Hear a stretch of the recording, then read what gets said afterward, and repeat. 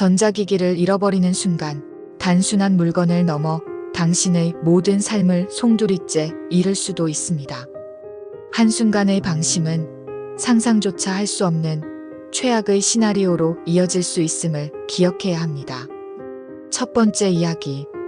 몇 년 전 저는 대학 친구 5명이랑 모임을 가졌어요. 괜찮은 식당에서 저녁 먹고 근처에 있는 허름한 술집에 갔죠. 몇 잔 마시고 다트 게임 좀 하다가 두어 시간 만에 나왔어요. 술집을 나섰는데 주머니가 좀 허전하더라고요. 양쪽 주머니를 다 뒤져봤는데 휴대폰이 없는 거예요. 친구들한테 기다리라고 하고 저는 다시 술집 안으로 뛰어들어가 찾았어요. 좌석도 확인하고 다트판 근처도 봤죠. 바텐더한테도 물어봤는데 못 봤대요. 친구 몇 명이 안으로 들어와서 그중 한 명한테 제 번호로 전화를 걸어달라고 했는데 시끄럽고 사람 많은 술집에선 의미 없는 짓이라는 걸 금방 깨달았죠. 그래서 바텐더한테 혹시 휴대폰을 찾게 되면 연락 좀 해달라고 부탁했어요.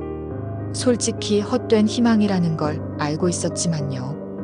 우리는 식사를 했던 식당에도 들러 우리가 앉았던 테이블을 확인하고 직원들한테 혹시 습득된 휴대폰이 있는지 물었지만 없다고 했어요.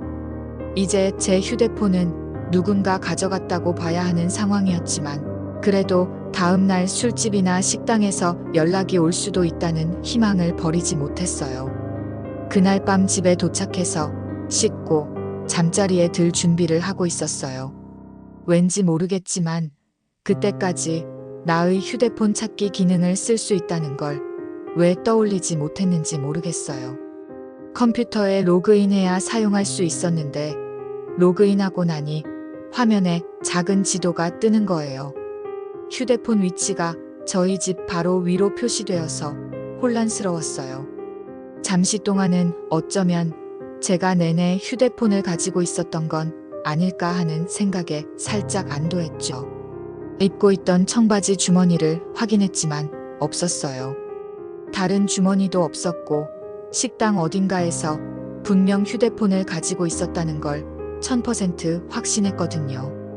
그렇다면 어떻게 우리 집에 있을 수 있지? 혹시 누가 현관에 두고 갔을까 해서 밖으로 나가 현관 계단이랑 우편함을 확인했지만 거기에도 없었어요. 어쨌든 시간은 너무 늦었고 저는 너무 지쳐 있었어요. 휴대폰이 현재 우리 집에 있다고 나오니 아침에 찾아서 무슨 일이 있었는지 알아내야겠다고 생각했죠. 그래서 집 안으로 돌아와 마지막으로 집을 한 바퀴 돌며 모든 불을 끄고 위층으로 올라갔어요. 저는 혼자 살기 때문에 문을 열어두고 자요. 침대에 막 누우려는데 아래층에서 덜그럭거리는 소리가 들렸어요.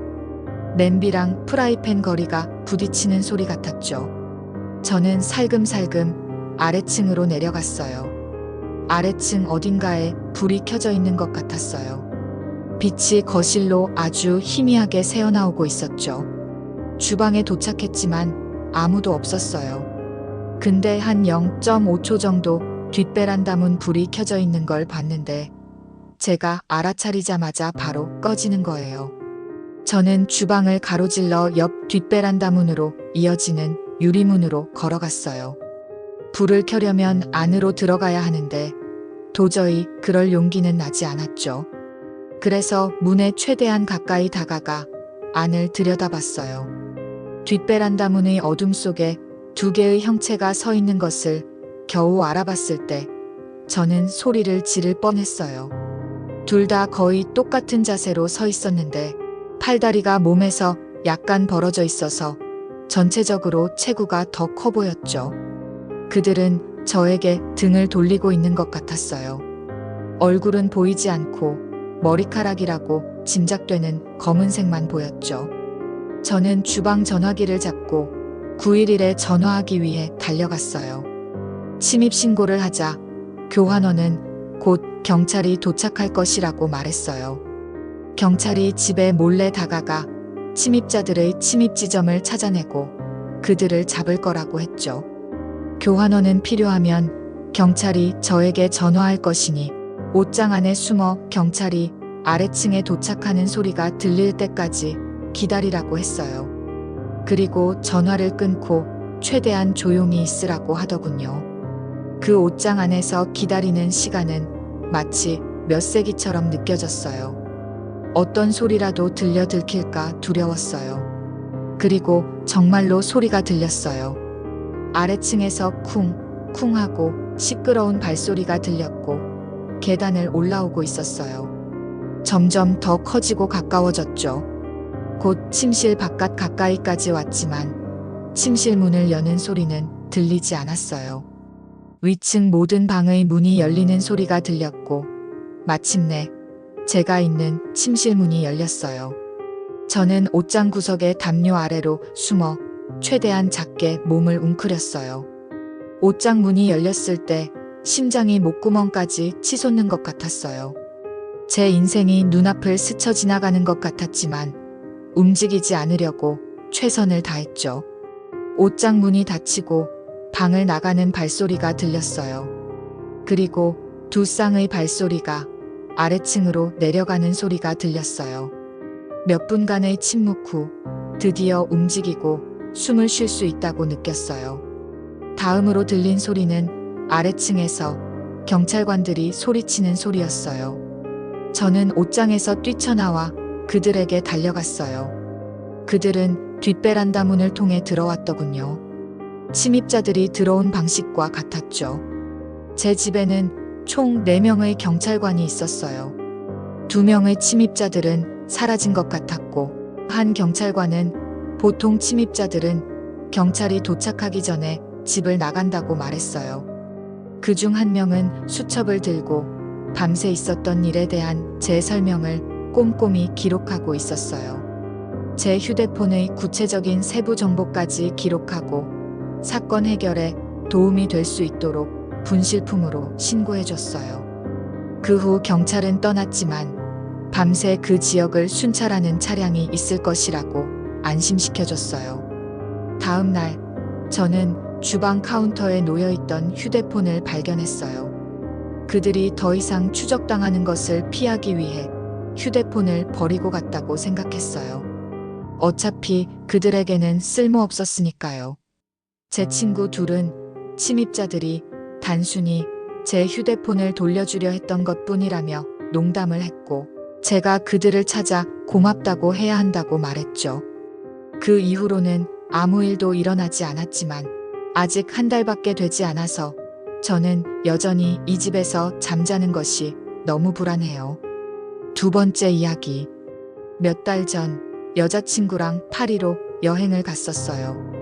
호텔 아틀리에라는 데 묵었는데 제가 노트북으로 어디서든 일할 수 있는 직업이다 보니까 여행 중에도 호텔 라운지, 와이파이 잘 터지는 데 앉아서 가끔 일했죠. 그러다 휴대폰이 울렸어요. 여자친구였죠. 전화를 받으면서 근처에 커피가 비치된 곳으로 가서 한 잔 따랐어요. 여자친구는 방에서 그날 뭐 할지 신나게 얘기하고 있었는데 제가 노트북 놔뒀던 라운지 자리로 돌아갔을 때 속이 싸늘해지는 느낌이 확 들었어요. 노트북이 사라진 거예요. 일단 프런트 직원한테 달려가서 라운지에서 노트북 들고 나가는 사람을 못 봤냐고 물어봤죠. 직원은 미안하다면서 아무도 못 봤대요. CCTV를 확인 좀 해달라고 했더니 라운지에는 CCTV가 없다는 거예요. 게다가 자기 권한으로 CCTV 영상 보는 것도 안 된대요. 그날 쉬는 매니저한테 연락해야 한다면서 분실도난 신고서나 작성하라고 하더라고요. 그녀의 대답에 어이가 없었어요. 어쩔 수 없이 방으로 돌아와서 여자친구한테 흥분하며 상황 설명을 했어요. 여자친구는 저를 진정시키면서 이미 일어난 일이고 어쩔 수 없으니 그냥 나가서 여행이나 즐기자고 하더라고요.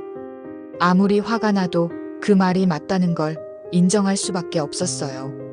우리는 여행 왔을 때처럼 휴대폰 알림 다 꺼놓고 방에 안 받기로 했죠.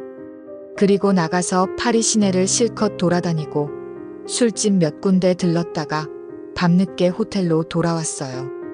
간신히 침대에 쓰러져 잠들려는데 문득 노트북이 없으니 혹시 휴대폰으로 새 메일이나 문자 온 거 있나 확인해야겠다 싶더라고요. 휴대폰으로 이메일을 확인하다가 진짜 심장이 멎는 줄 알았어요. 그날 받은 모든 이메일이 다 열려 있는 거예요. 회사 메일부터 친척들한테 온 메일까지 전부 다요. 완전히 패닉에 빠졌죠. 제 노트북에 얼마나 민감한 정보들이 많은지 제가 제일 잘 아니까요. 이메일 계정뿐만 아니라 제가 로그인 상태로 두고 나온 노트북 자체가 문제였어요. 집 주소, 전화번호, 개인 사진, 비밀번호, 신용카드 정보, 은행 계좌 정보까지 제 모든 개인 정보가 그 노트북에 저장되어 있었거든요.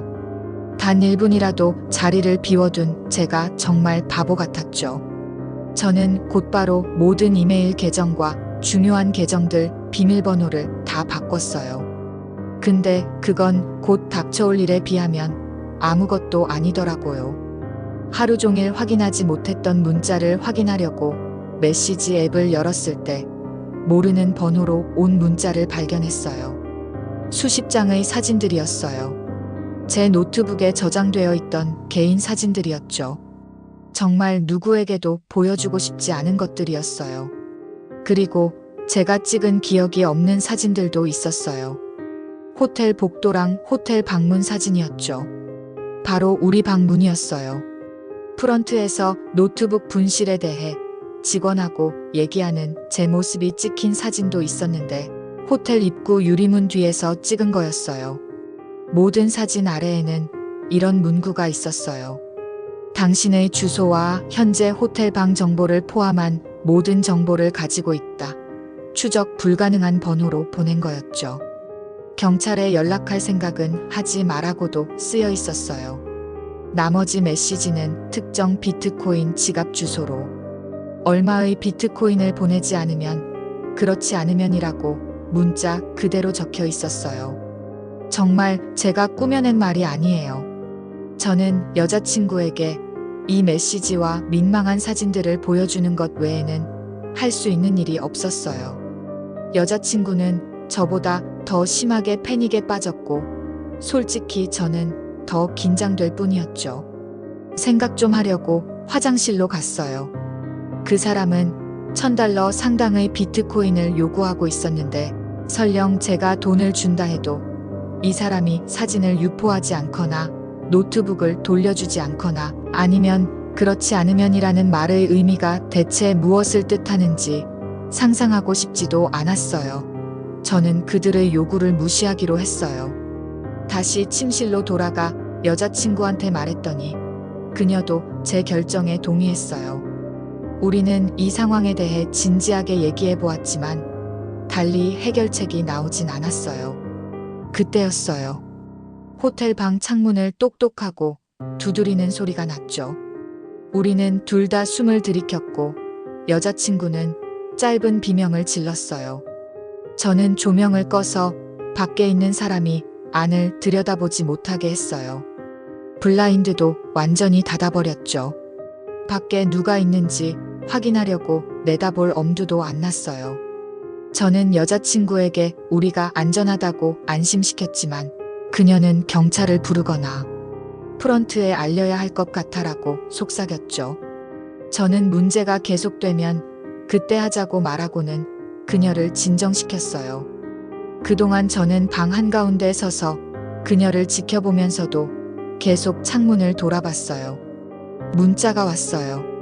휴대폰을 보니 지금 네 방 보고 있다. 장난치는 거 아니다라고 쓰여 있었어요. 그리고 다시 창문을 똑똑하고 두드리는 소리가 났어요. 저는 몇 초 동안 용기를 내서 블라인드를 열어 밖에 누가 있는지 확인하기로 했어요.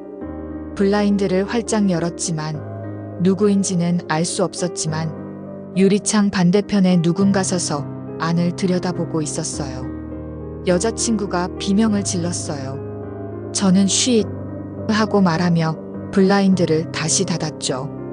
우리는 짐을 챙겨 프런트로 달려가서 모든 상황을 설명하고 위층 방으로 바꿔달라고 요청했어요. 직원은 호텔 책임자에게 알리겠다고 말하며 3층의 다른 방 카드키를 주더라고요. 그날 밤 저는 잠을 자지 못했어요. 밤새도록 문을 두드리는 소리가 날까봐 한숨도 못 잤죠. 아침이 되었고 매니저가 출근해서 전날 밤 영상을 확인했어요. 아니나 다를까 야구 모자로 얼굴의 90%를 가린 남자가 제가 커피 마시러 나간 직후 라운지로 들어와 제 노트북을 들고 나가는 모습이 찍혀 있었어요. 남자가 범행을 저지르는 것을 실제로 포착한 CCTV는 단 하나뿐이라고 하더군요. 매니저는 그 남자와 관련된 모든 비디오 영상을 경찰에 넘기겠다고 했어요. 우리는 그곳을 떠났어요. 저에게 문자를 보냈던 번호는 차단했죠. 노트북은 잃어버렸다고 받아들여야 했지만 더 이상 생각하고 싶지 않았어요.